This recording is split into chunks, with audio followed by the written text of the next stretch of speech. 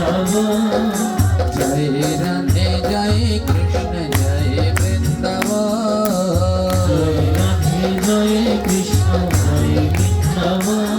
हे तालवान निधुवान निकुंज तालवान निधुवान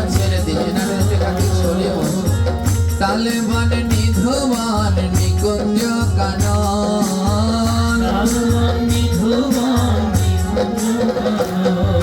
जय राधे जय कृष्ण जय वृंदावन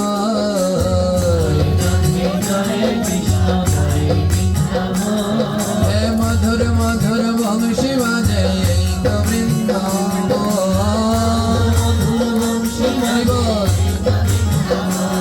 हे मधुर मधुर वंशी बाजे तो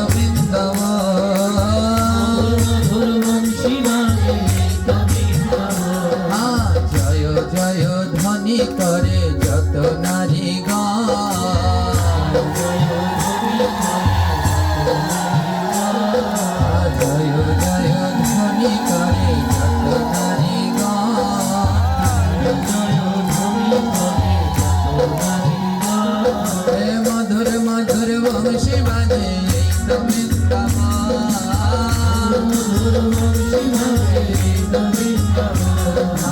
मधुर मधुर वंशी बाजे तो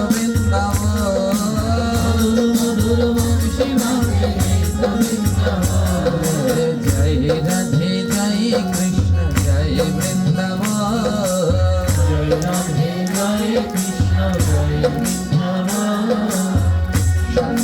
सुधीरं नवनीत काया निखल सुंदर मनोहर रूपम करुणानिशमितं विग्रह मधुरं नौमि गुरु श्री देवां जय वृंदावन मधुर मधुर वंशी बाजे सबाई जय राधे जय कृष्ण जय वृंदावन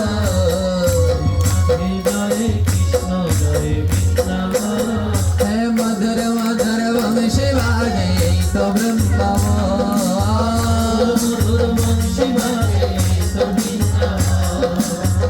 निताई गौर करुणार मूर्ति गुरु कृपा पूर्ण काले वारम श्री गुरु में मुरारी दासन वंदे पदो पद्म स्मरामि जय राधे जय कृष्ण मधुर मधुर वंशी बाजे तो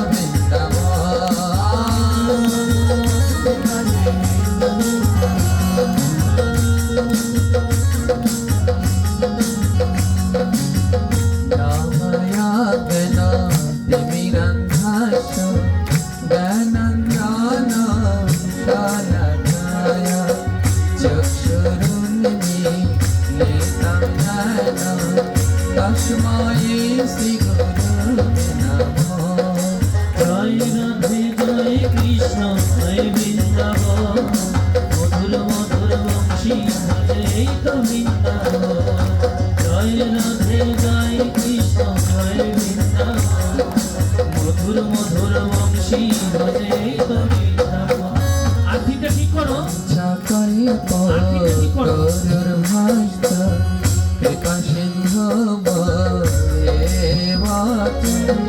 পতিতানাং পাবনেভ্যো বৈষ্ণবেভ্যো নমো নমঃ जय राधे जय कृष्ण जय वृंदावन मधुर मधुर वंशी बाजे तो वृंदावन हरि बोल शाबाश जय कृष्ण जय वृंदावन मधुर मधुर वंशी बाजे तो वृंदावन कृष्ण करुणा सिंहा दीनबन्धु जगत्पते गोपेश गोपिकान्त राधाकान्त नमस्तुते जय राधे जय कृष्ण जय वृंदावन বৃন্দাবন বাবা মধুর বংশী বাজে তো বৃন্দাবন গৌর হরি জয় রাধে জয় কৃষ্ণ জয় বৃন্দাবন মধুর মধুর বংশী বাজে তো বৃন্দাবন তপ্ত কাঞ্চন গৌরাঙ্গী রাধে বৃন্দাবনেশ্বরী বৃষভানু সুতে দেবী তম নমামি হরিপ্রিয়া জয় রাধে জয় কৃষ্ণ জয় বৃন্দাবন মধুর মধুর বংশী বাজে তো বৃন্দাবন জয় রাধে জয় কৃষ্ণ জয় বৃন্দাবন মধুর মধুর বংশী বাজে তো বৃন্দাবন শ্রী কৃষ্ণ চৈতন্য প্রভু নিত্যানন্দ জয় জয় গাদাধর শিবসদি গৌর ভক্তবৃন্দ হরে কৃষ্ণ কৃষ্ণ কৃষ্ণ হরে হরে হরে রাম রাম রাম হরে হরে জয় রাধে জয় কৃষ্ণ জয় বৃন্দাবন মধুর মধুর বংশী বাজে তো বৃন্দাবন গৌর হরি বল জয় রাধে জয় কৃষ্ণ জয় বৃন্দাবন মধুর মধুর বংশী বাজে তো বৃন্দাবন আরে তো বৃন্দাবনের সখী তো বৃন্দাবন তো বৃন্দাবন রে সখী তো বৃন্দাবন সখী মধুর মধুর বংশী বাজে তো বৃন্দাবন মধুর বংশী বাজে তো বৃন্দাবন সখী মধুর মধুর বংশী বাজে তো বৃন্দাবন মধুর বংশী বাজে তো বৃন্দাবন হে হে জয় ধ্বনি উলু ধ্বনি কর ভক্তগণ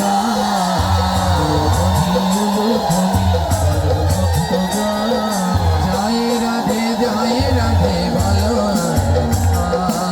জয় রাধে জয় রাধে বলো জয় রাধে জয় রাধে জয় রাধে জয় রাধে জয় রাধে হরি বল হরি বল হরি বল হরি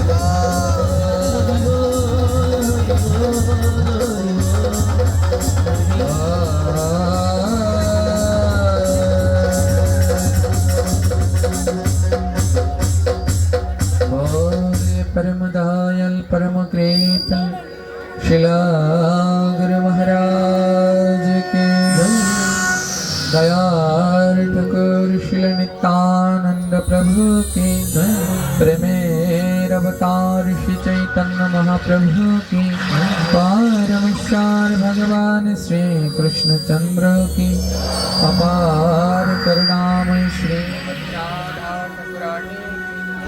সমবেত বসিয়াছে কত জ্ঞানী গুণী 60,000 বসিয়াছে ঋষিয়ার মুনি এক এক কৃষ্ণ সুখদেবে করিছে আলোচনা যাহা হইতে ঘুচে যাবে যাতে কো জান भगवद कथा मेरे ता परमामधा जय जान करे शिवारा चतु भगवद कथा मेरे ता जरा कारणे जाय পুনরায় কারণা মনুষ্য জন্ম হয় ভগবান কথা মেরে जयकार कीर्तन कहार चरणे करी सहस्र प्रणाम। अहिंसा प्रथमं पुष्पं द्वितीय इन्द्रिय निग्रहं तृतीय दया पुष्पं क्षमा पुष्पं चतुर्थकं तप पुष्पं धन पुष्पं ज्ञान पुष्पं शाब्दकं सत्यैव चैव अष्टमं पुष्पम् एवेतुष्टं जनार्दनम्।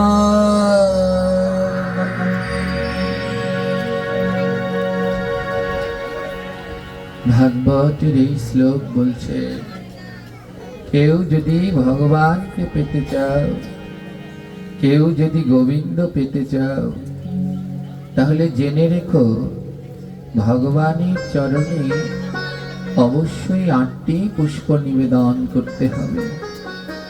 যতক্ষণ পর্যন্ত কোনো মানুষ 8টি পুষ্প গোবিন্দ চরণে নিবেদন না করে, ততক্ষণ পর্যন্ত তার কৃষ্ণ প্রাপ্তি গোবিন্দ প্রাপ্তি হয় না। বলে এই 8টি পুষ্প কি? এর প্রথম পুষ্পটার নাম হলো অহিংসা প্রথমম পুষ্প।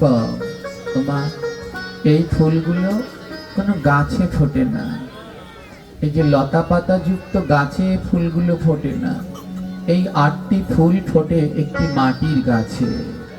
সেই মাটির গাছটিকে স্বয়ং আমি নিজে, আমরা সবাই এক একটা মাটি দিয়ে তৈরি করা গাছ, আর এই গাছটিতে 8টি পুষ্প ফোটাতে হয়। এক এক করে ভগবানের চরণে এই 8টি পুষ্প দিতে হয়।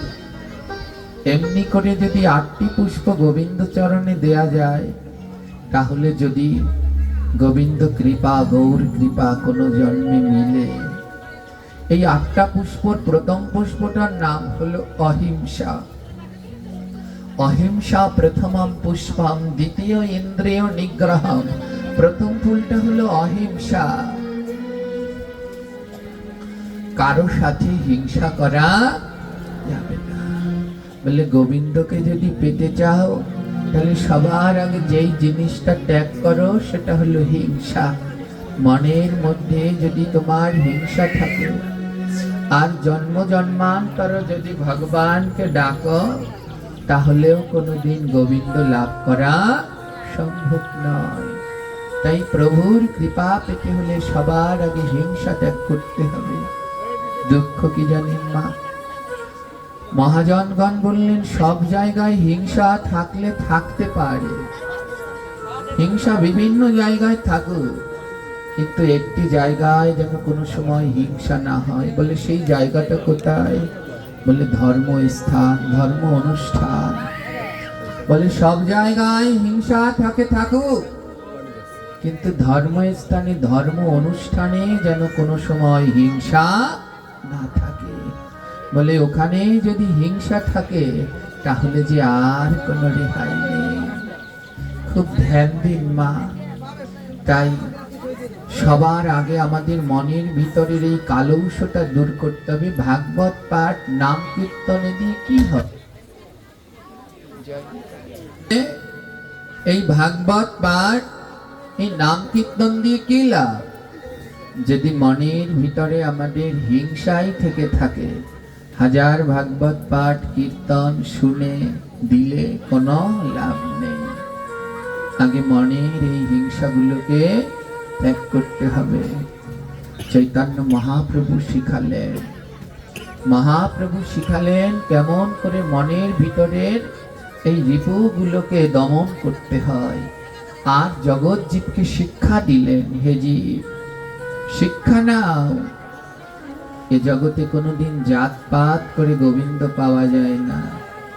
এ জগতে সেই গোবিন্দ পায় যে ভজন করতে জানে।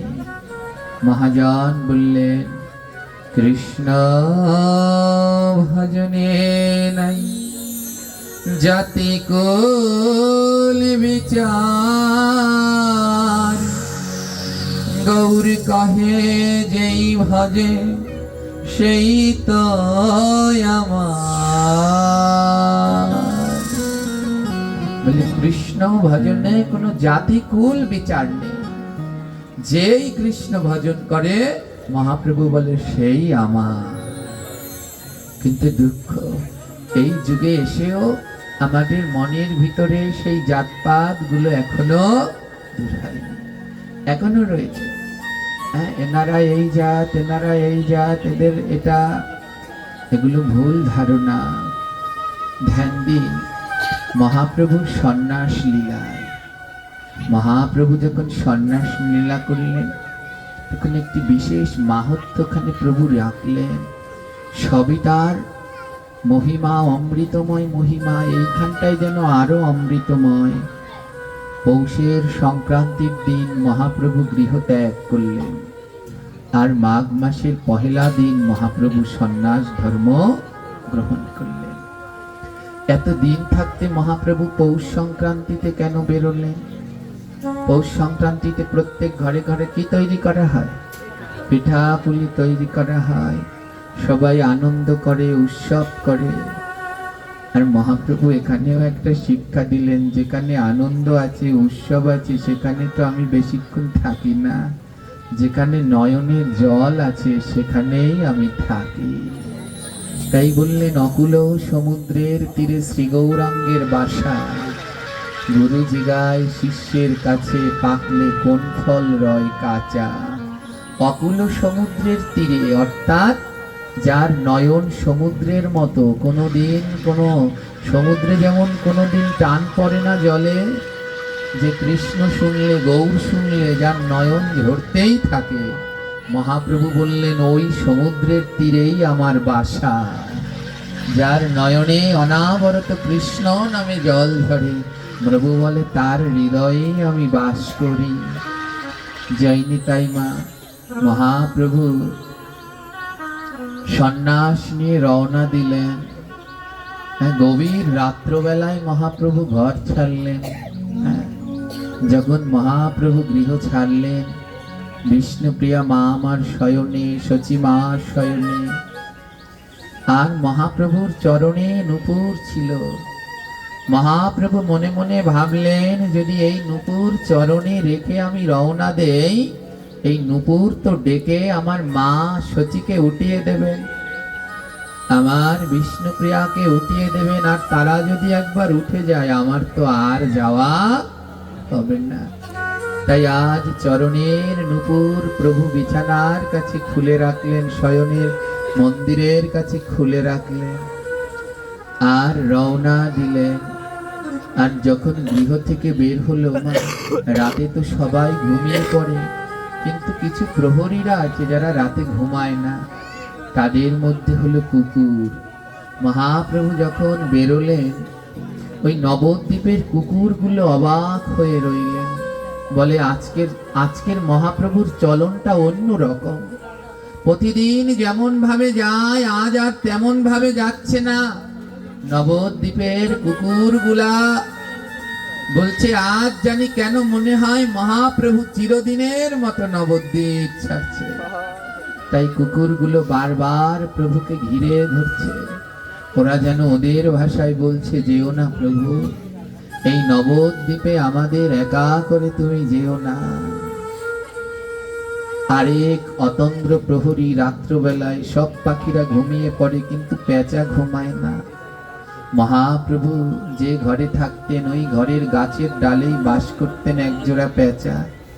পেঁচারাও দেখছে মহাপ্রভু আজ সর্বস্ব ত্যাগ করে সন্ন্যাসের পথে রওনা দিয়েছে।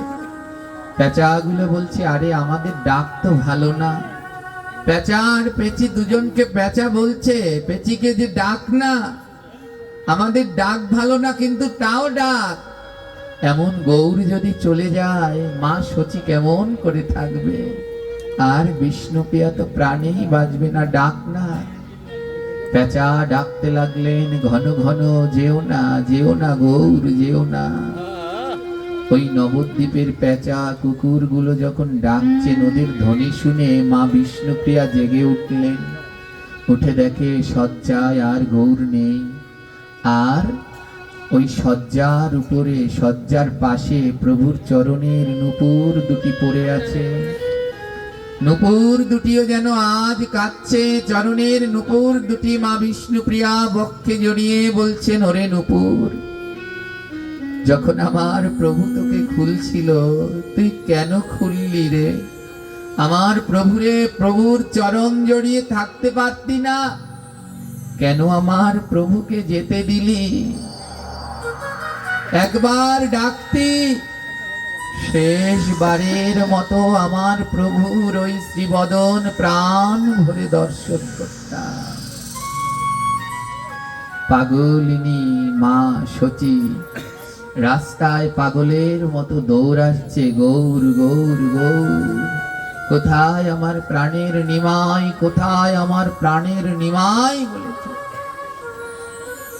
আর ততক্ষণে মহাপ্রভু পৌঁছে গেছেন গঙ্গা পেরিয়ে কাটোয়ায়, কাঞ্চননগর। বর্তমানে যার নাম কাটোয়া, পূর্বে তার নাম ছিল কাঞ্চননগর। ওইখানেই রয়েছে মহাপ্রভুর সন্ন্যাস গুরু কেশব ভারতী। প্রভু সমস্ত মায়া ত্যাগ করে ওই কেশব ভারতীর কাছে চলে গেলেন সন্ন্যাস গ্রহণ করবার জন্যে। আর কেশব ভারতীর কাছে গিয়ে যখন দাঁড়ালেন, কেশব ভারতী যখন গৌর বদন পানে তাকিয়েছেন, দেখে কোনো সাধারণ মানুষ নয়, এ সাক্ষাৎ রাধা কৃষ্ণের মিলিত তনু। এই কলিযুগকে উদ্ধার করবার জন্য এসেছেন।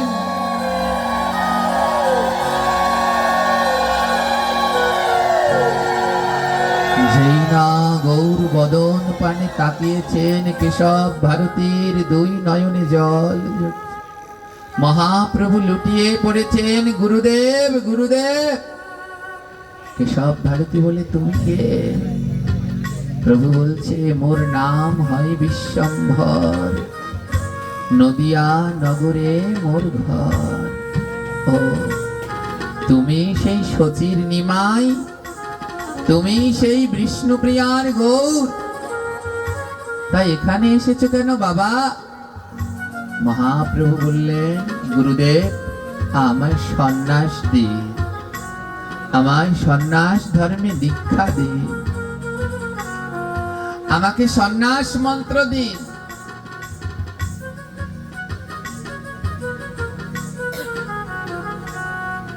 কেশব ভারতী বলছে, শোনো গো, এ জগতে সবকিছুর একটা বয়স আছে। তোমাকে তো দেখে মনে হয় তোমার এখনো 25 বছরও হয়নি। মহাপ্রভু বললেন, হ্যাঁ, আমার 24 বছর বয়স, এখনো 25 বছর হয়নি।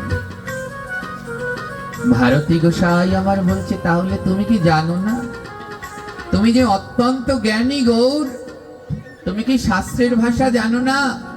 আমাদের শাস্ত্র বলল 5 থেকে 25 বছর পর্যন্ত ব্রহ্মচর্য ব্রত পালন করতে হয়, আর 25 থেকে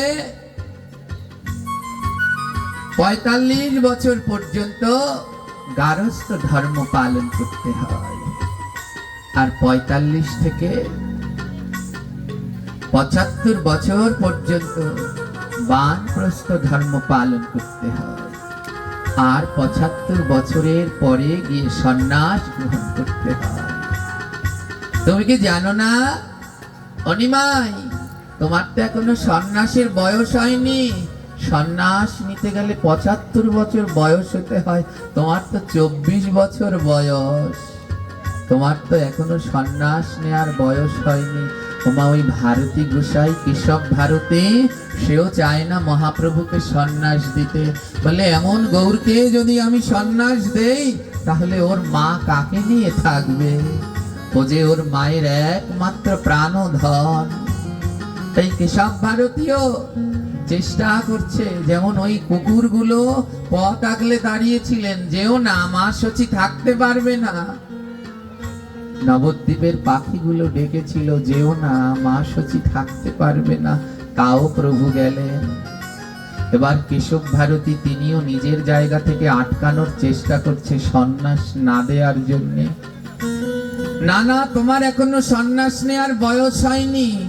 ৭৫ বছর বয়সে সন্ন্যাস নিতে হয়, তোমার তো সবে মাত্র ২৪ বছর বয়স।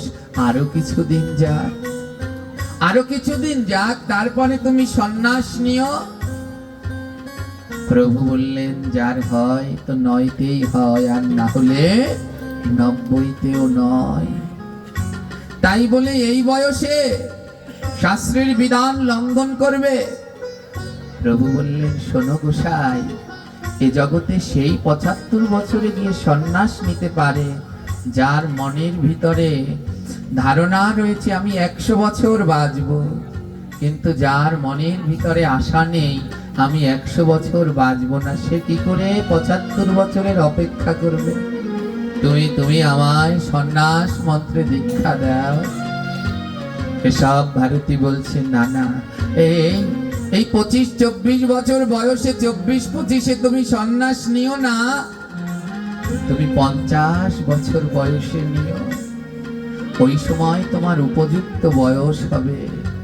মহাপ্রভু বলল, শোনো, যদি হয় তো ৯তে, নইলে ৫০-এও হয় না। কেশব ভারতী বলছে, হ্যাঁ হ্যাঁ, ৫০ বছরে তোমার উপযুক্ত হবে, এখন না। প্রভু বললেন, ৫০-এও হয় না, বলো ৫০-এও হয় না, বলু ৫০-এও হয় না, বলো ৫০-এও হয় না, ৫০-এও হয় না, ওই পঞ্চভূত জয় না করলে ৫০-এও হয় না, পঞ্চভূত নয় তার ৫০-এও হয়, ওই পঞ্চভূত জয় না করলে ৫০-এও হয় না। পঞ্চভূত জয় না করলে ৫০। শোনো, ৫০-এও কোনোদিন কৃষ্ণ পাওয়া যায় না। যদি এ জগতে পঞ্চভূতকে জয় না করতে পারো, তাহলে ৫০ বছরে গিয়েও কোনোদিন গোবিন্দ পাওয়া যায় না। এই দেহের মধ্যে ৫টি ভূত আছে, হ্যাঁ, পঞ্চভূত। এই পঞ্চভূতকে যদি জয় না করতে পারো, তাহলে ৫০ বছরে গিয়েও ভগবানকে লাভ করা সম্ভব নয়। হিদি অপ মরু তেজ বম, এই পঞ্চভূত দেহের মধ্যে রয়েছে। যে জন ৫ বছর বয়সে জয় করতে পারবে, সে ৫-এই পেয়ে যাবে। আর যে ৫ বছর বয়সেও পারবে না, যে ৫০-এও পারবে না, তার ৫০ বছরেও কৃষ্ণ ভজন হয় না। ভারতী গোসাই বলছে, বেশ, ৫০ বছর যদি না হয়, তাহলে ৬০ বছরে অবশ্যই হবে। প্রভু বললেন, ৬০ বছরেও হয় না, ৬০ বছরে হয় না, আহা, ৬০ বছরেও হয় না, ৬০ বছরে হয় না, ওই শরীরী পূজয় না করলে ৬০ বছরেও হয় না, শরীরী পূজয় না করলে ৬০ বছরে হয় না, ওই শরীরী পূজয় না করলে ৬০ বছরেও হয় না। শরীরী পূজয় না করলে ৬০ বছরে হয় না। প্রভু বললেন, শোনো, যদি কেউ মনে করে ৬০ বছরে গিয়ে তিনি সন্ন্যাস গ্রহণ করে প্রভুর পথে নামবেন, প্রভু বললেন ৬০ বছরেও হবে না। যে দেহের ভিতরের এই শরীরীপুকে জয় করতে না পারে, কাম, ক্রোধ, লোভ, মোহ, মদ, মাৎসর্য, এই ৭টা রিপুকে যে ৬০ বছরেও জয় না করতে পারে, সে ৬০ বছরে গিয়েও কৃষ্ণ ভজন করতে পারবে না। ভারতী গোসাই বলল, বেশ, যদি ৬০ বছরে না পারে, তাহলে ৭০ বছরে গিয়ে করবে। ৭০ বছরে তার নিশ্চয়ই কৃষ্ণ ভজনের উপযুক্ত হবে, তখন সে সংসার ছাড়বে। আর প্রভু বললেন, না না, ৭০-এও হয় না, ৭০-এও হয় না না, ৭০-এও হয় না, শত্রুরেও হয় না, ওই সপ্ত সমুদ্র জয় না করলে শত্রুরেও হয় না, ওই সাত সমুদ্র জয় না করলে শত্রুরেও হয় না, ওই সপ্ত রস জয় না করলে শত্রুরেও হয় না। ওই সপ্তরস জয় না করলে শত্রুরেও হয় না। মহাপ্রভু বললেন 70 বছরে গিয়েও কেউ পারবে না। আমাদের শাস্ত্র অনুসারে 7টি রস আছে, হ্যাঁ, হাস্য, ক্রোধ, বাৎসল্য, মধুর, এমনি করে 7টি রস রয়েছে। বলে যে এই 7টি রসের সন্ধান না করতে পারে সে 70 বছরে গিয়েও কৃষ্ণকে লাভ করতে পারবে না। ভারতী গোসাই বললেন বেশ, 70 যদি না পারে তাহলে 80-তে গিয়ে তার নিশ্চয়ই মনের ভিতরে সেই সামর্থ্য হবে, 80 বছরে গিয়ে সে ভগবানকে পাবে। আর গৌরহরি বললেন না না, 80-তেও হয় না, 80তেও হয় না, না না, 80-তেও হয় না, 80তেও হয় না, ওই অষ্টপাশ জয় না করলে 80-তেও হয় না, অষ্টপাশ জয় না করলে 80তেও হয় না, 80-তে হয় না। আর 80তে হয় না। কেউ যদি মনে করে আমার 80 বছর হলে আমার জ্ঞান বুদ্ধি বাড়বে, প্রভু বললেন না, দেহের মধ্যে 8টি পাশ রয়েছে, অহংকার, দেহ অভিমান, পুত্র আসক্তি, গৃহাসক্তি, ধনাসক্তি, পুরুষাসক্তি, মান এবং ইন্দ্রিয় ভোগ। এই 8টা পাশে আমরা বাধা। বলে যে এই 8 পাশ থেকে মুক্তি না লাভ করতে পারবে সে 80 বছরে গিয়েও কৃষ্ণকে লাভ করতে পারবে না। ভারতী গোসাই বলছে বেশ, তাহলে 90 বছরে অবশ্যই পাবে।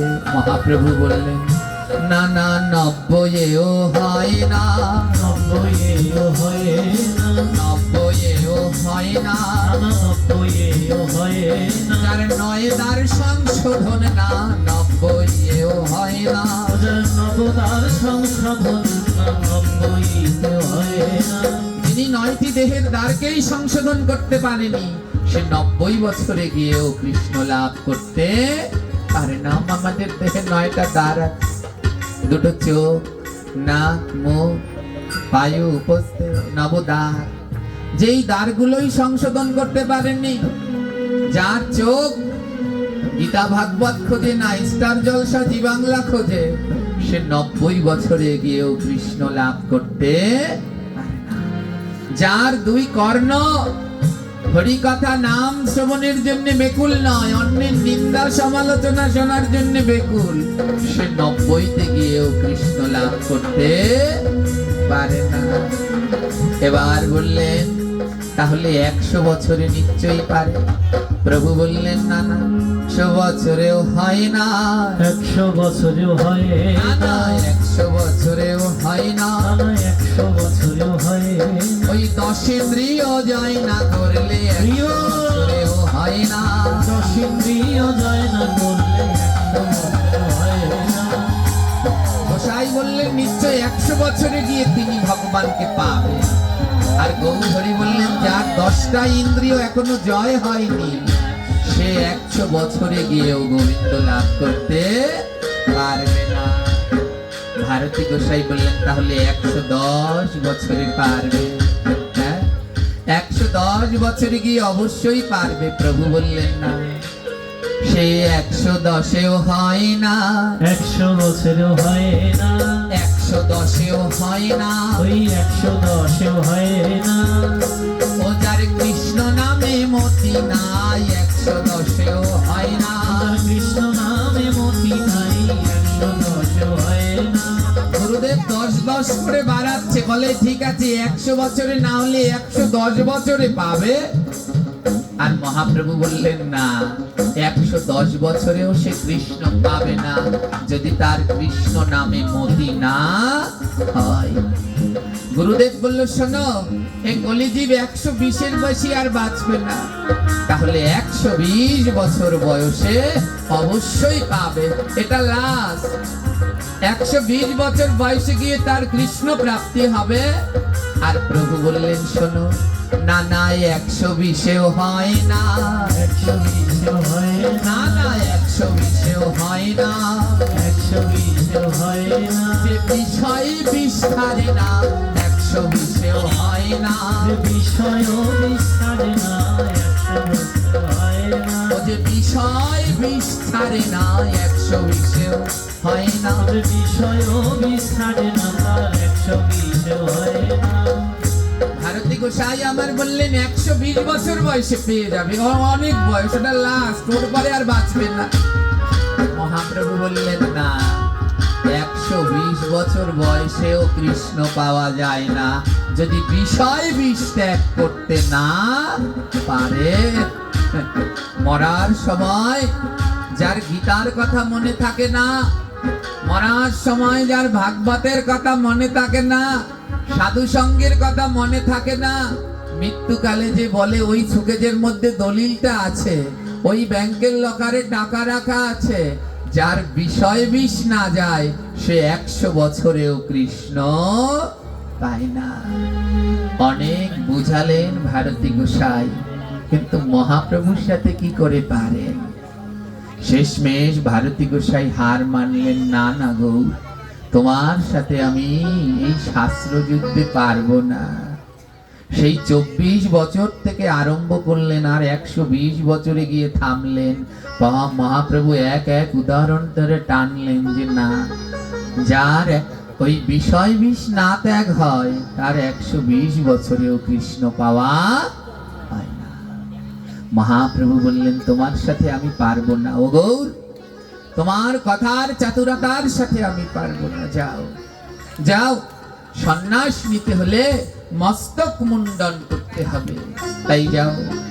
গঙ্গার ওই পারে এক শিলবাস করে, গঙ্গার ওই পারে এক শিলবাস করে, গঙ্গার পারে এক শিলবাস করে, গঙ্গার ওই পারে এক শিলবাস করে, মধুপাড়া নামে যে তার, মধুবালা নাম যে তার, মধুপাড়া নামে যে তার, মধুপালা নাম যে তার। ভারতী গোসাই বললেন, যাও যাও গো, ওই গঙ্গার পারে এক শিল মশাই বাস করে, ওই শিলের নাম মধুপাড়া। কোন গ্রন্থে তার নাম লেখা আছে হরিদাস, কোন গ্রন্থে লেখা আছে মঙ্গল দাস, আর চৈতন্য পদাবলীতে লেখা আছে তার নাম মধুপাড়া শিল। মধুপাড়া মানে গুরুদেব কেশব ভারতী মহাপ্রভুকে বলল, যাও ওই গঙ্গার পারে এক শিল মশাই বাস করে, ওনার নাম মধুপাড়া শিল, ওনার কাছে যাও, ওনার কাছে গিয়ে মস্তক মুন্ডন করো। বাবা গুরুদেব আদেশ করলেন ওই শিল মশাইয়ের কাছে যাও, তাহলে তো শিষ্যকে ওই শিলের কাছেই যেতে হবে, অন্য কোনো শিলের কাছে যাওয়া যাবে কি? জোরে বলে। এবার প্রশ্ন হলো, কেন কেশব ভারতী ওনার কাছে যেতে বললেন? আরো তো কতজন কাঞ্চননগরে রয়েছে শিলের কাজ করে, কেন ওনার কাছেই যেতে বললেন? কেশব ভারতী বলল, আমি তো পারলাম না, কিন্তু ওই মধুপাড়া শিল উনি বড় কঠিন, উনি বড় কঠিন, টাকা না দিলে উনি কোনো কাজ করে না, তাই ওনার কাছে যাক। কারণ গৌরের কাছে তো কোনো টাকা নেই, সন্ন্যাস নেবে বলে বেরিয়েছে। যদি কেউ সন্ন্যাস নেবে বলে গৃহ থেকে বের হয়, টাকা নিয়ে বের হয় কি? জোরে বলুন। ওই যে বিষয় বিষ না ত্যাগ করলে হয় না, সে তো বিষয় বিষ ত্যাগ করে বের হয়েছেন। তাই কেশব ভারতী মনে মনে বলছে, একটা শেষ চেষ্টা করি, ওই মধুপাড়া শিলের কাছে পাঠিয়ে দেই, উনি তো টাকা না দিলে কারো ক্ষৌরকর্ম করে না, ওনার কাছে পাঠিয়ে দেই। আর টাকা আনবার জন্য মহাপ্রভু আবার নবদ্বীপে যাবে, আর নবদ্বীপে গেলে মা সচি ধরে আবার বেঁধে রাখবে। তাই গুরুদেব একটু শেষ চেষ্টা করলেন, দেখি এতে কোনো আটকানো যায় কিনা। ধ্যান দিন মা। মহাপ্রভু গেলেন, সেই গঙ্গার তীরে বসে আছে মধুপাড়া শিল। এই মধু বড় কৃষ্ণ ভক্ত ছিলেন। মাঝে মাঝে ভাগবতে যেতেন, হরি ভক্তের সঙ্গ করতেন।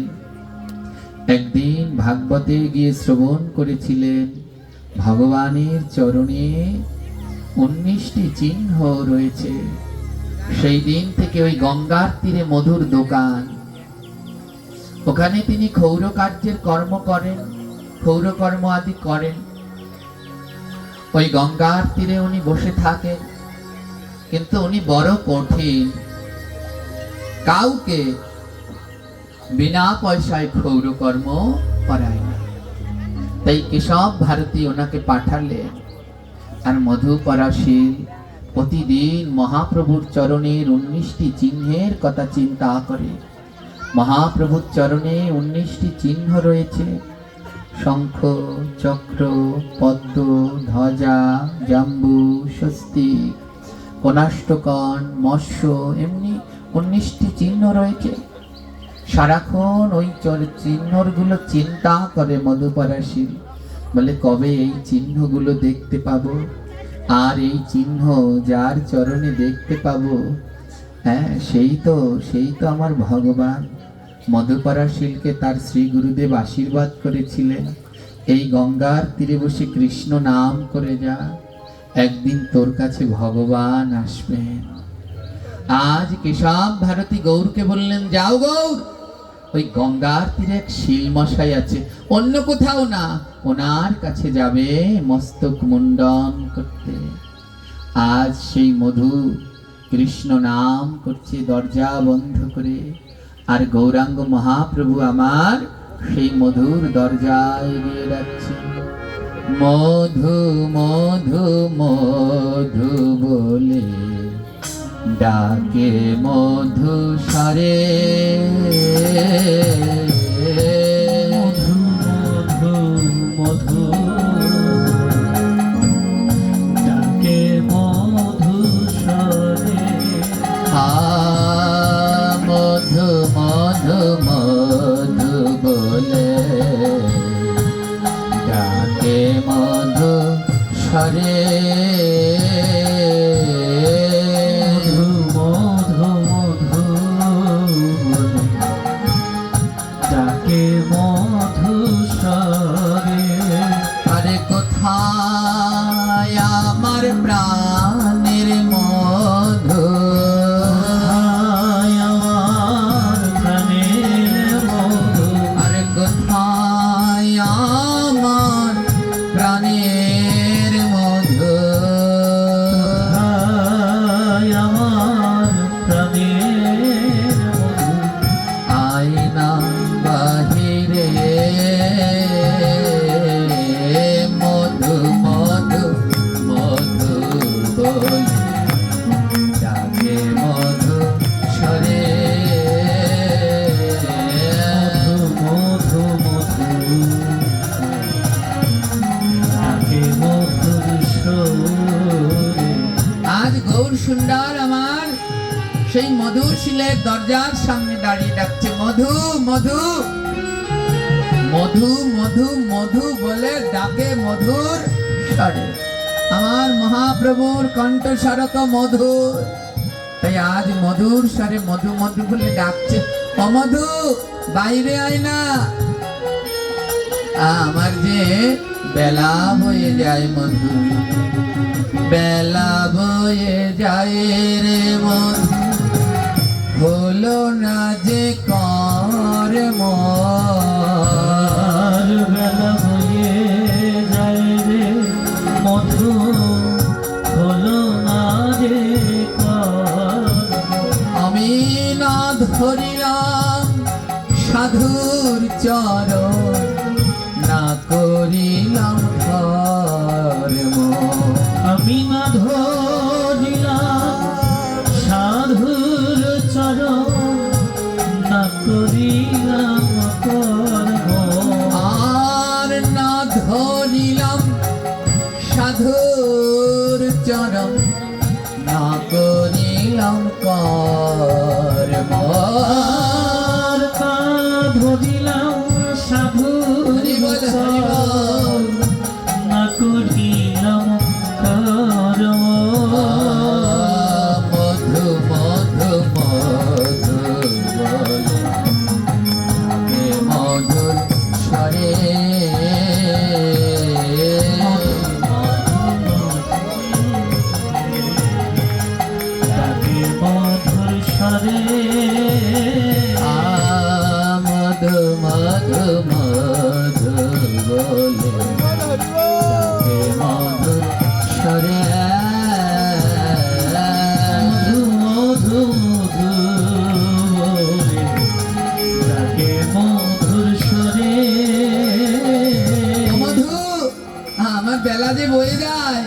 ও বাবা দরজা খুলো, আমার যে সন্ন্যাস নিয়ে যেতে হবে, আমার বেলা বয়ে যায়, আমি না ধরলাম সাধুর চরণ, না করলাম ভক্তি জগতের কর্ম। এত বলি মধুপরা ভাবে মনে মনে, আর এত বলি মধুপরা ভাবে মনে মনে, আর মন মধুর স্বর না শুনি জীবনে। আর মন মধুর স্বর আমি আমন মধুর স্বর না শুনি জীবনে। মধু মধু মধু বলে ডাকে মধুর স্বরে, মধু মধু বলে ডাকে মধুর স্বরে। মধুপাড়া ঘরের ভিতরে বলছি, এত মধুর কণ্ঠ, এমন কণ্ঠস্বর তো আমি আর কোনোদিন শুনিনি। কে এমন মধুর কণ্ঠস্বরে আমায় ডাকছে? আর যেই কালে মধুপাড়া দরজা খুলিল, জিও কালে মধুপাড়া দরজা খুলিল, আর হেমদণ্ড বাহু তুলে বাহু তুলে, আজ হেমদণ্ড বাহু তুলে হেমদণ্ড বাহু তুলে, দাঁড়ালো মধু মধু মধু বলে ডাকে মধু স্বরে। মধু মধু বলে ডাকে মধুর স্বরে, মধুর মধু মধু বলে। যেই না মধুপাড়া শীল দরজাটা খুলল, দেখে এক গৌরাঙ্গ দাঁড়িয়ে আছে। আহা কি সুন্দর দেখতে, যেমন তাকে দেখতে তেমন তার মধুর কণ্ঠ। মধুপাড়া শীল বলল, কে গো তুমি গোসাই? প্রভু বলে, মোর নাম নিমাই। মধু কহে, কহ না কে গো তুমি গোসাই? প্রভু কহে, মোর নাম শচীর নিমাই, আমি শচী মায়ের নিমাই। মধুপাড়া বলছে, তাই এখানে এসেছো কেন? বলে, আমি সন্ন্যাস নেব তো, তাই মস্তক মুন্ডন করতে এসেছি। ওগো শিলমশাই, আমার মস্তকটা একটু মুন্ডন করে দাও। মধুপাড়া বলছে, দেখো আমার কাছে সবার জন্য এক নিয়ম, দাও। আমি কাজ করবার আগে করি নেই, আমি তোমার মস্তক মুন্ডন করার আগে পয়সা নেব, দাও। আগে পয়সা দাও, তারপরে মস্তক মুন্ডন করব। প্রভু বলছে, শোনো, আমি সন্ন্যাস নেব বলে ঘর থেকে বের হয়েছি তো, তাই কোনো অর্থ আনিনি, আমি কোথায় তোমায় অর্থ দেব? ও মধু, আমার কাছে কোনো অর্থ নেই, কিন্তু আমি তোমায় কথা দিতে পারি। কি কথা দেবে? বলে, ভব নদী পার করিব, ভব নদী পার করিব, বলে ভব নদী পার করিব, নদী পার করিব। আমি এই কথা দিলাম মন, ভব নদী পার করিব। আমি কথা দিলাম মধু, ভব নদী পার করিব। ও মধু, আমার কাছে কোনো অর্থ নেই, কিন্তু আমি তোমায় কথা দিলাম, তুমি আমার মস্তক মুন্ডন করে নাও, আর তার বিনিময়ে আমি তোমায় ভব নদী পার করে দেব। মধুপরা মানিকত ধর্মশাস্ত্র জানে না। ও, তার মানে তুমি খেয়া ঘাটের কাজ করো, পারাপারের কাজ করো? না না, লাগবে না। আমার করি না হলে আমি মস্তক মুন্ডন করব না। প্রভু আমার বলল, যোগ মধু, আমার এমন জীবন আর হবে না। আমার এমন জীবন আর হবে না। তুমি দাও দাও মস্তক মুন্ডন করে দাও না, আমার এমন জীবন আর হবে না। তুমি দাও দাও মস্তক মুন্ডন করে দাও না, আমার এমন জীবন আর হবে না। অবধু, মস্তক মুন্ডন করে দাও না, আমার বেলা বড় কম মধু, আমার এমন জীবন আর হবে না। এক পাশে দাঁড়িয়ে মহাজন বললেন, গৌর রূপে যার মন মজেছে, এ সংসারে তার কি কাজ আছে? যেই মধুপারা নাপিত আজ অব্দি কারো বিনা পয়সায় ক্ষৌর কর্ম করায়নি, আজ যেই গৌর বদনের দিকে তাকালো, সেও অর্থের লোভ ভুলে গেল। মধুপারা শীল বললেন, শোনো শোনো নিমাই, আজ অব্দি কারো অর্থ ছাড়া আমি ক্ষৌর কর্ম করাইনি, কিন্তু আজ আমি করাবো। কেন জানো? তোমায় বড়ই আপন আপন লাগে আমার, বড়ই আপন আপন লাগে আমার, বড়ই আপন আপন লাগে আমার, বড়ই আপন আপন লাগে আমার। জানাবো দিনের চেনা তুমি, বড়ই আপন আপন লাগে আমার। যেন বহুদিনের চেনা তোমার, বড়ই আপন আপন লাগে তোমায়। মধুশীল বলছে, ওগো গো, কেন জানি মনে হয় তুমি আমার বড় আপন, জন্ম জন্মান্তরের চেনা, কিন্তু আজ জানি কেন আমি তোমায় চিনতে পারছি না। তাই আজ আমি তোমার মস্তক মুন্ডন করিয়ে দেব। তাই মধুকরা শীল আমার কি করলো জানো? ওই খুর কেচি নিয়ে প্রভুর মস্তক মুন্ডন করতে গেল, আর যখনই ওই চাকর কেশে খুর ধরল, শতবার ধরে খুর, নাহি কাটে কে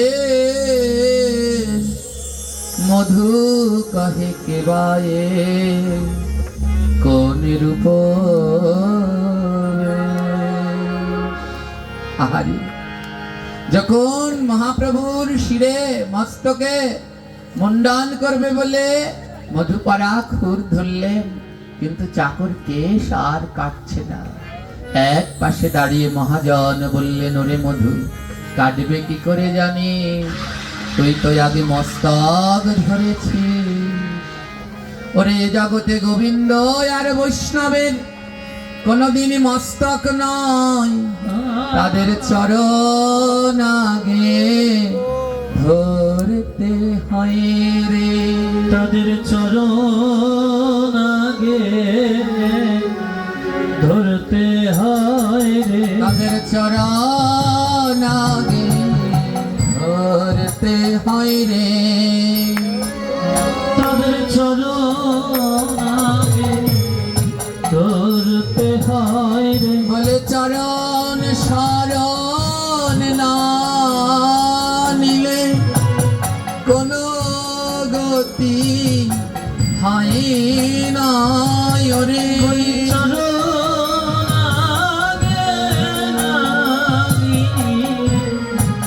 কোনো গতি হয় না রে, তাদের চরণ আগে ধরতে হয় রে। তাদের চরণ আগে ধরতে হয় রে। অমধু কেমন করে গৌরীর সেবায় লাগবি? তুই যে আগে মস্তকে হাত দিয়েছিস, আমার প্রভুর চরণে হাত দিবি না? মধু পরাশীল মনে মনে ভাবে, ব্রাহ্মণ তো আগে তো প্রণাম করতে হবে, প্রণাম না করে তো তাদের মস্তক মুন্ডন করা যায় না। মধু পরাশীল আমার আজ গৌরের চরণে প্রণাম করতে গেলেন, আর যখনই ওই গৌর চরণে প্রণাম করতে গেলেন, মধুপরা যখন চরণ দুটি হাতের উপর নিলেন, আর ওই চরণের নিচে শঙ্খ কলস ত্রিকণা ধনুশিখম গোষ্পদাম পৃষ্ঠিকা বিরাজিতম কোনষ্টকাম চক্রাম চক্রাম অঙ্কুশাম ধ্বজে কবিজম ঊর্ধ্বরেখায়নাম্বুজম চিহ্ন সাদা বিরাজিতম। যেই চরণটি মধুপরা হাতে নিলেন, আর দেখে চরণের নিচে সেই কলসের চিহ্ন, ত্রিকোণ চিহ্ন, ধনুকের চিহ্ন, গোষ্পদের চিহ্ন, পুঁটি মাছের চিহ্ন, পদ্মের চিহ্ন, শঙ্খের চিহ্ন, ধ্বজার চিহ্ন। মধুপরাশীল অবাক হয়ে গেলেন, এই চরণ তো কোনো সাধারণ চরণ নয়। আমি একদিন ভাগবতে গিয়েছিলাম, আর সেদিন শুনেছি ভগবানের চরণের তলে নাকি 19টি চিহ্ন থাকে। তাই মধুপরাশীল এক এক করে গুনছে, দেখে গৌরের চরণে 19খানা চিহ্ন। মধুপরাশীল বলেছে, ও গুরুদেব, তুমি সেদিন আমায় বলেছিলে এই গঙ্গার তীরে বসে কৃষ্ণ নাম কর, একদিন তোর কাছে আমার গৌর সুন্দর আসবে। তাই আজ বুঝি এসেছে গো, বলি আজ বুঝি এসেছ গো, বলি আজ বুঝে এসেছ গো, বলি আজ বুঝি এসেছ গো। আমার গুরুদেব বলেছিল একদিন আসবে, আজ বুঝি সেই গৌর এসেছে। তাই মধুপরা কি করলো জানো? ওই চরণ দুটো বুকের মাঝে জড়িয়ে ধরল, আর জড়িয়ে ধরে বলল, আমায় চরণ ছাড়া করো না গো, আমায় চরণ ছাড়া করো না গো। আমায় চরণ ছাড়া করো না গো। আমায় চরণ ছাড়া করো না গো। বলে এই চরণ আর কোথায় পাবো, আমায় চরণ ছাড়া করো না গো। বলি এই চরণ কোথায় পাবো, চরণ ছাড়া করো না হে। ওই মধুপরাশীল চরণ দুটো জড়িয়ে ধরে বলছে, ওগো আমি কতদিন না বসেছিলাম,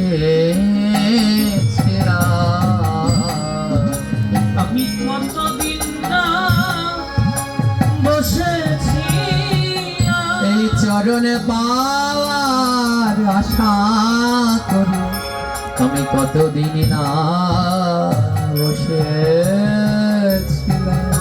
ওই চরণ পাওয়ার আশা করে আমি কতদিন না বসেছিলাম। মধুপরাশীল বলছে, আমি কত এতদিন বসেছিলাম, আজ আমার গৌর এসেছে, আর ছাড়বো না। মহাপ্রভু বলে, ওগো মধু, আর দেরি করো না, তাড়াতাড়ি করে আমার মস্তক মুন্ডন করাও। প্রভুর আদেশে মধু আমার প্রভুর মস্তক মুন্ডন কার্য শুরু করতে গেলে। আর এক পাশে দাঁড়িয়ে মহাজন বললেন, ও মধু, মস্তক খণ্ডন করবার জন্য খুর নিলে, কিন্তু জল তো নিলে না। হ্যাঁ, মুন্ডন করতে হলে তো জল লাগবে, জল মাখাতে হবে, জল তো নিলে না। মধু বলছে, শোনো, আজ নয়নে জলে সেবা দেব, আজি নয়ন জলে সেবা দেব, নয়নে জলে সেবা দেব। আজি নয়ন জলে সেবা দেব। বলো এই চরণ আর কোথায় পাবো, আজ নয়নে জলে সেবা দেব। বলো এই চরণ আর কোথায় পাবো, আজি নয়ন জলে সেবা দেব। বলে এমন গৌর তো আর কোথাও পাবো না, তাই আজ নয়নের জলে প্রভুর সেবা দেব। আর সুরধ্বনি, পাশেই সুরধ্বনি মা গঙ্গা। আজ মা গঙ্গা মধুকে ডেকে বলছে, মধু, তুই এই গৌরের সেবা একা করবি, আমাকে সঙ্গে নিবি না? ও মধু, তোর ওই বাটিতে একটুখানি গঙ্গার জল নে না, ওই গঙ্গার জল দিয়ে আজ প্রভুর মস্তক মুন্ডন করে দে মধু। মধু বলে, ওমা গঙ্গা, সবাই বলে আমরা নাকি নিচু জাত, আমরা শীল বলে সবাই বলে আমরা নিচু জাত। মা গঙ্গা বলে, শোন মধু, তুই যদি আজ এই গঙ্গার জল নিয়ে আমার প্রভুর মস্তক মুন্ডন করাস, আমি গঙ্গা কথা দিলাম, তোদের শীলদের সবার বাটির মধ্যে আমি গঙ্গা বিরাজ করব। যেই কোনো কার্য করতে হলে ওই ক্ষৌর কার্য করতে হবে, আর যখনই ওই শীলদের বাটির জল কারো মাথায় লাগবে, তাদের সর্বঙ্গ পবিত্র হবে।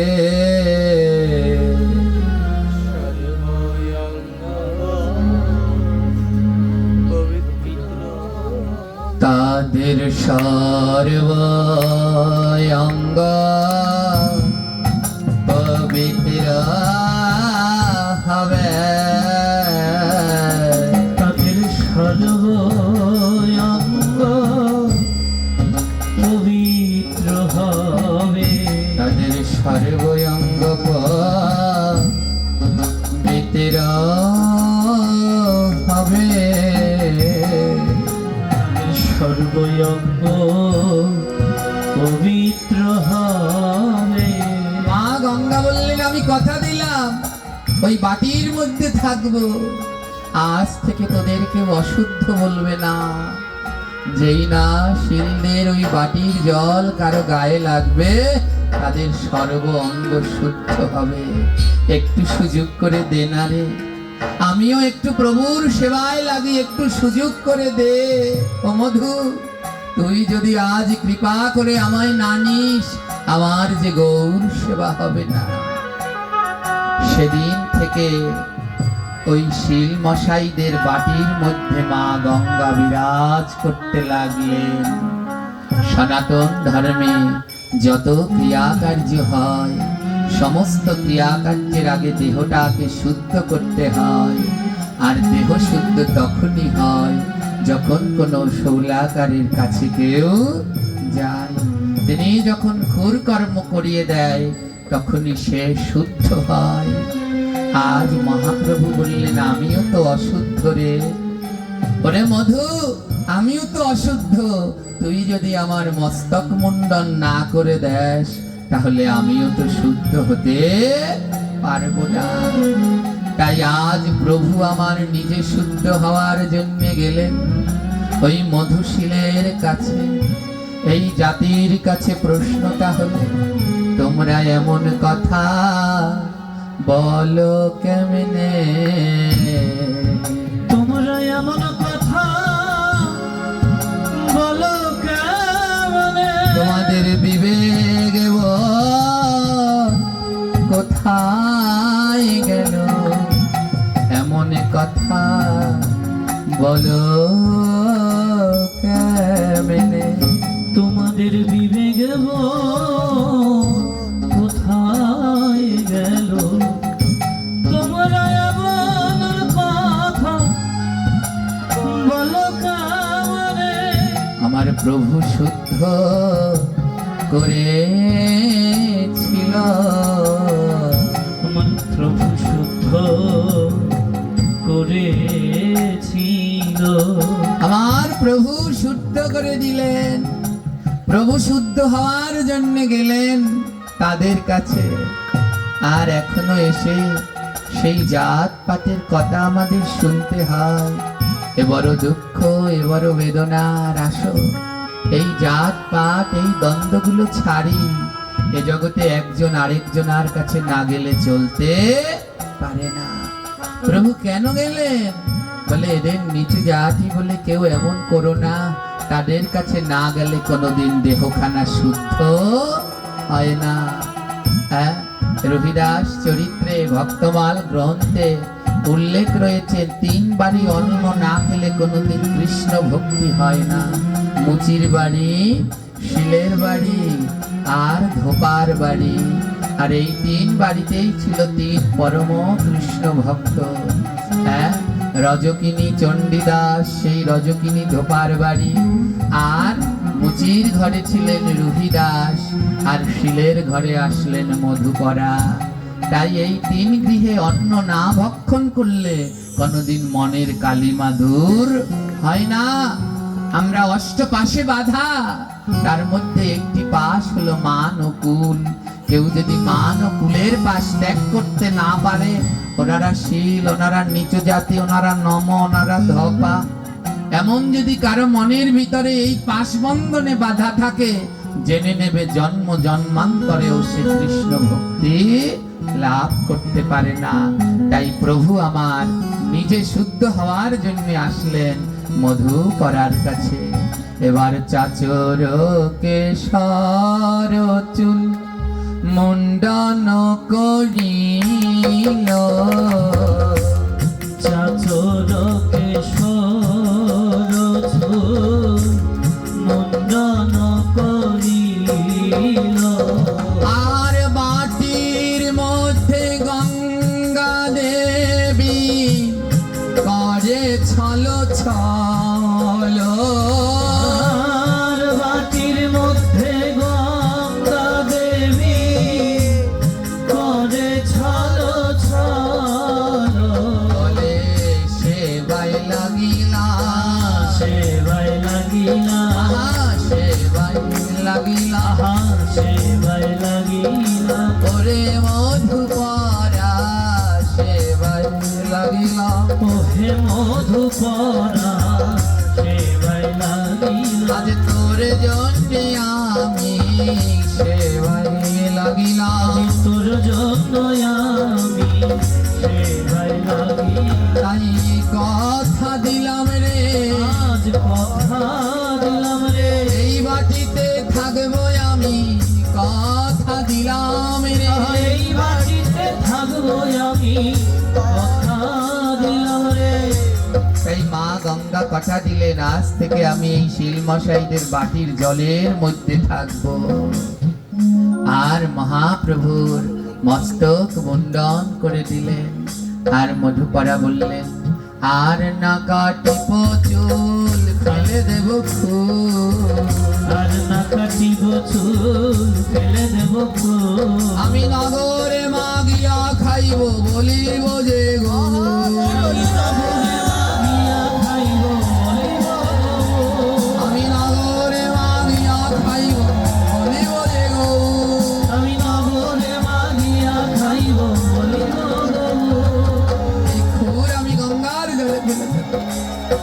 আর কারো চুল কাটবো না, আজ থেকে গৌর গৌর বলে নগরে মেঘে খাবো, আর গৌর ভক্ত বৃন্দের সঙ্গ করব। মস্তক মুন্ডন করে মহাপ্রভু আমার দাঁড়ালেন ভারতী গোসাইয়ের কাছে। আর সে কি অপূর্ব রূপ গৌরের, দুই টুকরো বসন ভারতী গোসাই মহাপ্রভুর হস্তে, আর দুই খণ্ড গৌরী বসন প্রভুর হাতে দিল। ও বিনো তাহার সঙ্গে যে দিল, গোপীন তাহার সঙ্গে যে দিল। এবার গৌর বসন পরি দাঁড়ালেন গৌর হরি। আর বসন করি দাঁড়ালেন গৌর হরি। গৌরীক বসন করে আমার মহাপ্রভু সন্ন্যাসের বেশে দাঁড়ালেন। আর এবার ভারতী গোসাইকে বলল, প্রভু তাহলে এবার আমায় মন্ত্র দাও।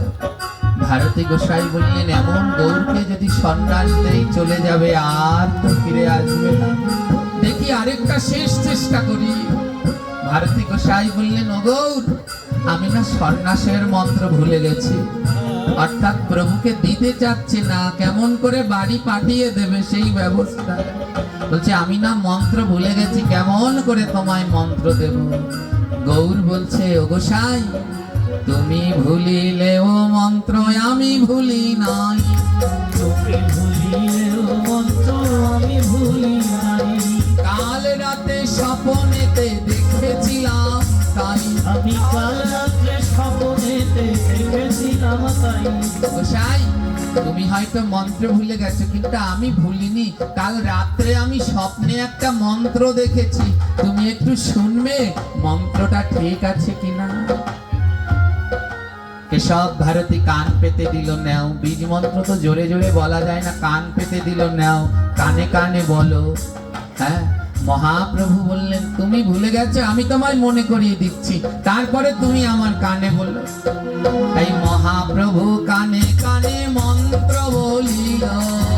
মহাপ্রভু কানে কানে মন্ত্র বলিল। আমার নয়নের জলে গোসাই ভাসিতে লাগিল। নয়নের জলে গোসাই ভাসিতে লাগিল। মহাপ্রভু ভারতী গোসাইয়ের কানে কানে মন্ত্র বলছে, আমার মন দিয়ে ধ্যান দিয়ে জায়গাটা শুনবেন। যদি কারো কানে কানে মন্ত্র বলা হয় তাহলে সে কি হয়ে যায়? গুরু হয়ে যায়। তাহলে মহাপ্রভু কার কাছে এসেছিলেন মন্ত্র শুনতে? কেশব ভারতীর কাছে। কিন্তু কেশব ভারতীর কাছ থেকে মহাপ্রভু শুনলেন না, কিন্তু মহাপ্রভুর কাছ থেকে কে শুনলেন? কেশব ভারতী বলে, আমি মন্ত্র ভুলে গেছি। প্রভু বলে, আমি ভুলি নাই, তারা তোমার কানে কানে বলে দিচ্ছি, তোমায় স্মরণ করিয়ে দিচ্ছি। তাই মহাপ্রভু কেশব ভারতীর কানে কানে বলে দিলেন, ঠিক আছে গোসাই, মন্ত্র ঠিক আছে। কেশব ভারতী বলে, হ্যাঁ এবার মনে পড়েছে। প্রভু বলে, তাহলে তুমি এবার আমার কানে মন্ত্র দাও। এই বলে গোসাই আমার মন্ত্র দিল। এই বলে গোসাই আমার মন্ত্র দিল। বদন ভরিয়া সবাই হরি হরি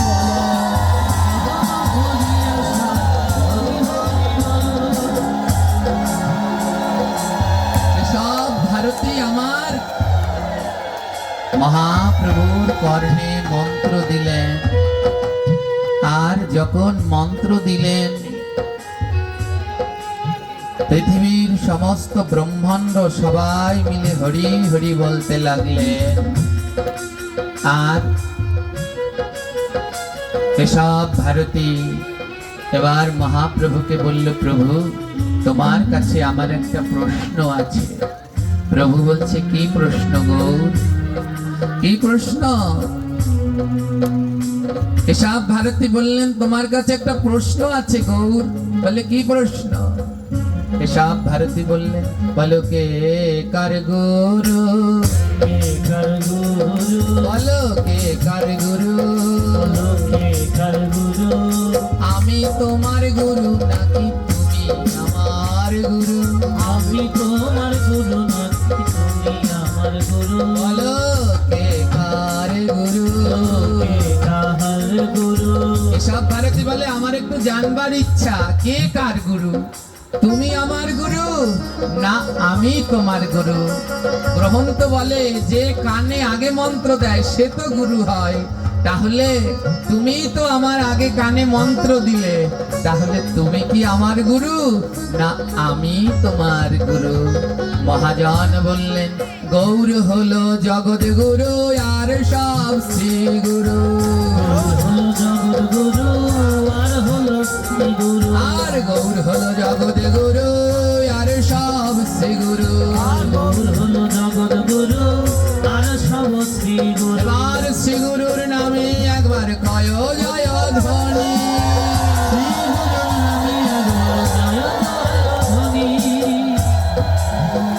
বলে গৌর আমার জগৎ গুরু আর সবাই হলেন শ্রী গুরু।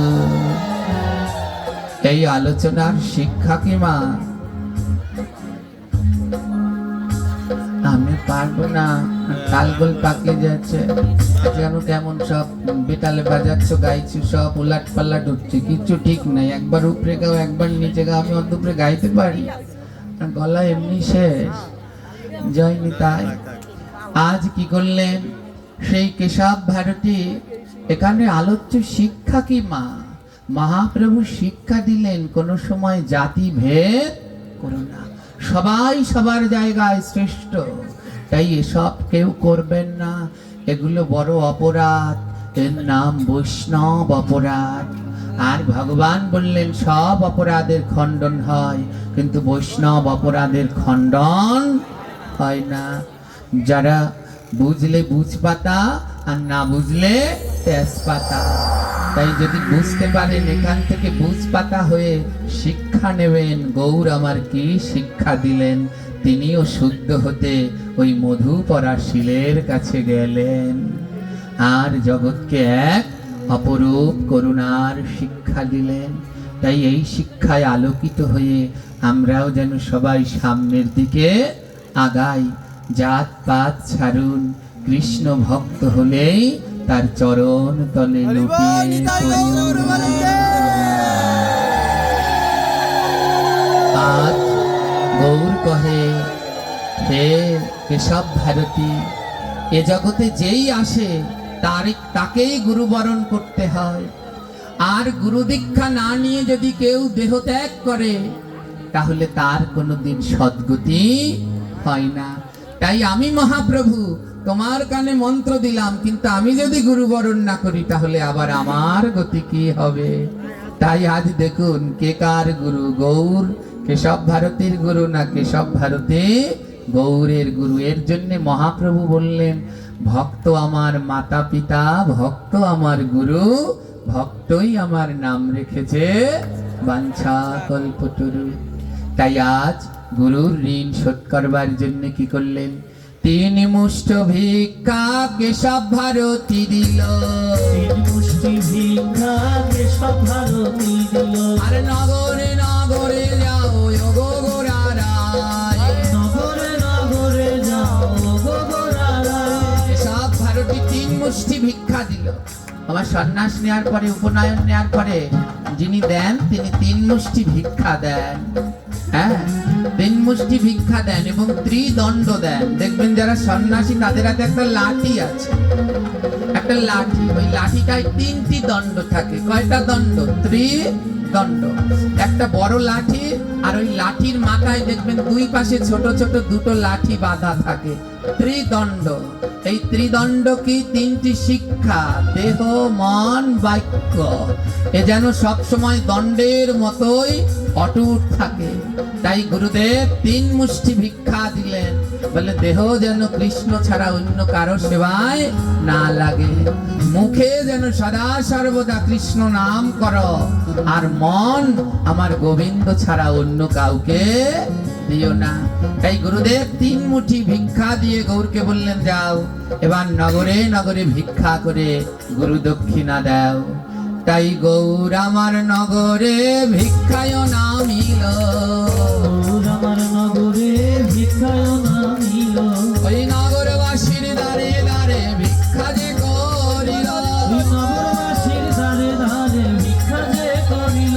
ওই নগরবাসীর ঘরে ঘরে ভিক্ষা যে করিল, ওই নগরবাসীর ঘরে ঘরে ভিক্ষা যে কহিল, সবার ঘরে ঘরে গৌর আমার ভিক্ষা করে সেই ভিক্ষার তন্ডুল এনে গুরুদেবের কাছে দিল। এবার গুরুদেব বলছে, ওগো গৌর, তুমি যেমন আমি যেমন তোমার গুরু, তুমিও তো আমার গুরু, তাই তুমি আমায় ভিক্ষা করে এনে দিলে, কিন্তু আমি তোমায় কি দিব? তাই কেশব ভারতী আমার গৌরকে বলছে, শোনো গৌর, আমি দেহ মন দিয়ে দিলাম, আমি দেহ মন দিয়ে দিলাম, আমি দেহ মন দিয়ে দিলাম, দেহ মন দিয়ে বলে দিলাম, শেষের দিনে পার করে দিও আমার দেহ মন সব দিয়ে দিলাম। শেষের দিনে পার করে নিও দেহ মন দিয়ে দিলাম। ওগো গৌর, তুমি তো আমায় নগরে নগরে ভিক্ষা করে দক্ষিণা দিলে, কিন্তু আমি কি দেব? তাই আমার এই দেহ মন সর্বস্ব তোমায় দক্ষিণা স্বরূপ দিয়ে দিলাম, বিনিময়ে আমায় একটু শেষের দিনে পার করে দিও। এবার সন্ন্যাস লইয়া প্রভু চলিতে লাগিল, সন্ন্যাস লইয়া প্রভু চলিতে লাগিল, সন্ন্যাস লইয়া প্রভু চলিতে লাগিল, সন্ন্যাস লইয়া প্রভু চলিতে লাগিল, ব্রাহ্মণ ভরিয়া সবাই গৌর গৌর বলা।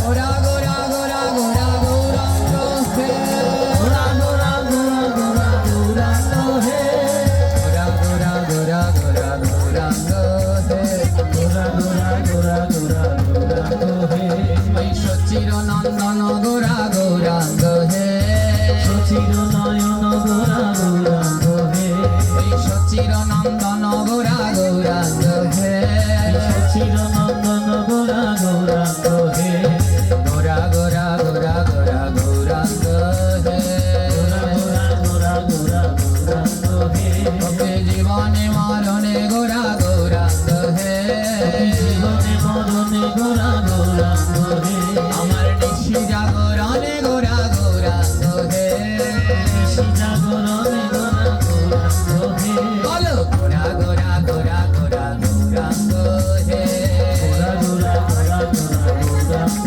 হে, বলো গোরা গোরা গোরা গোরা গৌরাঙ্গ হে, গোরা গোরা গোরা গোরা গৌরাঙ্গ হে, ওই সংকীর্তনে নৃত্য করে গৌরাঙ্গ হে, সংকীর্তনে নৃত্য করে গৌরাঙ্গ হে, ওই কলি জীবের ঘরে ঘরে গৌরাঙ্গ হে, জীবের ঘরে ঘরে গৌরাঙ্গ হে, তারা বদন ভরে সবাই বলে গৌরাঙ্গ হে, বদন ভরে সবাই বলে গৌরাঙ্গ হে, আহা গোরা গোরা গোরা গোরা গৌরাঙ্গ হে, গোরা গোরা গোরা গৌরাঙ্গ হে, আহা গোরা গোরা গোরা গোরা গৌরাঙ্গ হে, গোরা গোরা গোরা গোরা গৌরাঙ্গ হে, তোমরা দুই বাহু তুলিয়া বলো গৌরাঙ্গ হে, তুই বাহু তুলিয়া বলো গৌরাঙ্গ হে, তোমরা খেলিয়া দুলিয়া বলো গৌরাঙ্গ হে, হেলিয়া তুলিয়া বলো গৌরাঙ্গ হে, তোমরা নাচিয়া নাচিয়া বলো গৌরাঙ্গ হে, নাচিয়া নাচিয়া বলো গৌরাঙ্গ হে, তোমরা নাচিয়া নাচিয়া বলো গৌরাঙ্গ হে, নাচিয়া নাচিয়া বলো গৌরাঙ্গ হে, তোমরা জয় জয় দিয়া বলো গৌরাঙ্গ হে, জয় জয় দিয়া বলো গৌরাঙ্গ হে, তোমরা উলুধ্বনি দিয়া বলো গৌরাঙ্গ হে, উলুধ্বনি দিয়া বলো গৌরাঙ্গ হে, আহা গোরা গোরা গোরা গোরা গৌরাঙ্গ হে, গোরা গোরা গোরা গোরা সবাই মিলে গোরা গোরা গোরা গোরা গৌরাঙ্গ হে, গোরা গোরা